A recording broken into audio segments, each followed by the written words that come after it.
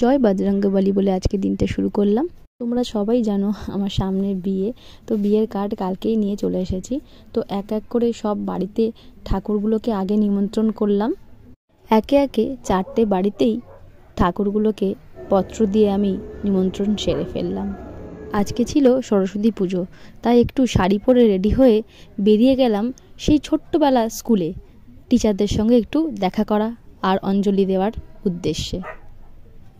যথারীতি গিয়ে দেখলাম ঠাকুরমশাই পুজো শুরু করে দিয়েছেন। পুজোর সব প্রক্রিয়া শেষ হয়ে যাওয়ার পর আমরা সবাই অঞ্জলি দিলাম। তারপর ঠাকুরমশাই সবাইকে শান্তির জল ছড়িয়ে দিল। অনেক গল্প, অনেক আড্ডা, পুরনো দিনের কত স্মৃতিও মনে পড়ল। এই পুজোতেই কত আনন্দ করতাম, আলপনা দিতাম, ক্লাস ফাঁকি দেব বলে সব কাজ নিজেদের হাতেই দায়িত্ব করে নিয়ে নিতাম।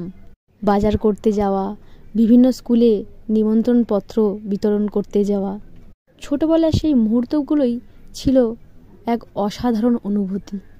সেই অনুভূতিগুলো কখনো ভাষায় প্রকাশ করা যায় না, সেগুলোকে শুধু অনুভব করতে হয়।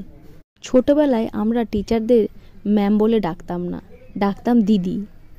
টিচাররা এত যত্ন করে আমাদের শিক্ষা দিয়েছেন আর আমাকে বিশেষত এত ভালোবাসা দিয়েছেন, তার জন্য অসংখ্য ধন্যবাদ। অনেক ছোটই ছিলাম, তাও টিচাররা এত স্নেহের সঙ্গে বড় করেছেন যে স্কুলে একটা ব্যক্তিত্ব তৈরি হয়ে গেছে। আমার তো বেশ খুব মনেই পড়ে আমাকে একজন একাই 100 বলে ডাকতেন। বলা যেতে পারে নীলিমাকে স্কুলে এক কথাই সবাই চেনে। সেটার জন্য আমি খুব গর্বিত যে আমাকে এই পজিশনটা টিচাররা দিয়েছেন। একটু লজ্জা লজ্জা করে গুটি গুটি পায়ে এগিয়ে গেলাম টিচারদের কাছে বিয়ের কার্ডটা সঙ্গে নিয়ে।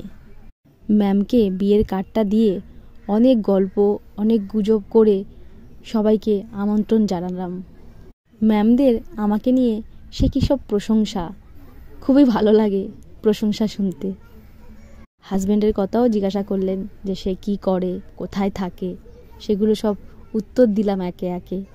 বাড়ি ফেরার পথে কিছু ছবিও তুললাম, ভালো মুহূর্ত কাটালাম বাচ্চাদের সঙ্গে, মায়ের সঙ্গে।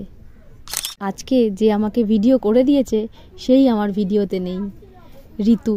ও আজকে অনেক খেটে দিয়েছে, ওকে নিয়ে আসবো অন্য এক ভিডিওতে। আজকে ভিডিওটা এই পর্যন্তই শেষ করলাম। দেখা হচ্ছে নেক্সট ভিডিওতে, ততক্ষণের জন্য টাটা।